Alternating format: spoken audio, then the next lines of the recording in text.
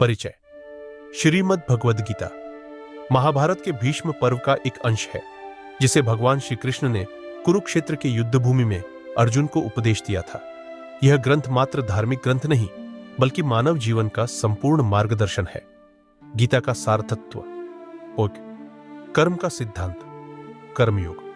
भगवान श्री कृष्ण गीता में सबसे पहले अर्जुन को कर्म करने का महत्व समझाते हैं। वह कहते हैं, कर्म किए जा, फल की चिंता मत कर।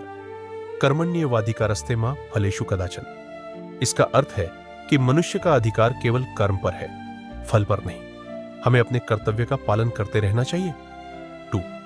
आत्मा का ज्ञान। गीता में बताया गया है कि आत्मा न जन्म लेती है, न मरती है, न हन्यते हन्यमाने शरीरे, अर्थात शरीर के नष्ट होने पर आत्मा नष्ट नहीं होती। शरीर नश्वर है, लेकिन आत्मा अमर, अजर और अविनाशी है। 3. ज्ञान योग। श्री कृष्ण ज्ञान के महत्व को बताते हैं। ज्ञान से ही अज्ञान का अंधकार मिटाया जा सकता है। ज्ञानाग्नि सर्वकर्माणि भस्मसात् कुरुते तथा, अर्थात ज्ञान रूपी अग्नि सारे पापों को भस्म कर देती है। 4. भक्ति योग। गीता में श्री कृष्ण ने स्पष्ट रूप से कहा है कि भक्ति सबसे श्रेष्ठ मार्ग है। सर्वधर्मान परित्यज्य मामेकम शरणम व्रज। इसका अर्थ है, समस्त धर्मों को त्याग कर मेरी शरण में आ जाओ, मैं तुम्हें सभी पापों से मुक्त कर दूंगा। 5. समत्व का भाव। श्री कृष्ण अर्जुन से कहते हैं कि जो सुख दुख, लाभ हानि, जय पराजय को समान समझता है, वही सच्चा योगी है। समत्वम योग उच्यते, अर्थात संभव ही योग है। गीता के 18 अध्यायों का संक्षिप्त परिचय।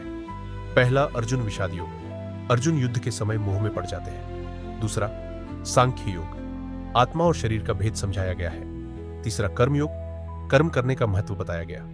चौथा, ज्ञान, कर्म संन्यास योग। ज्ञान और संन्यास का संबंध। 5.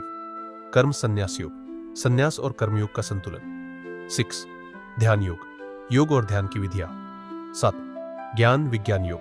भौतिक और आत्मिक ज्ञान का भेद। 8. अक्षर ब्रह्म योग। मृत्यु के समय ध्यान की स्थिति।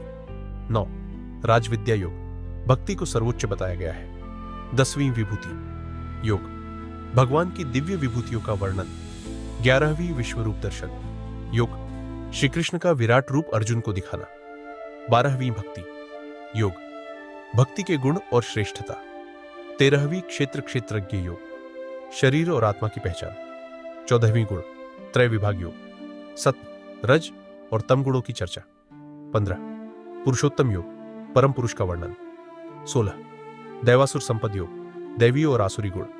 17. श्रद्धात्रय विभाग योग।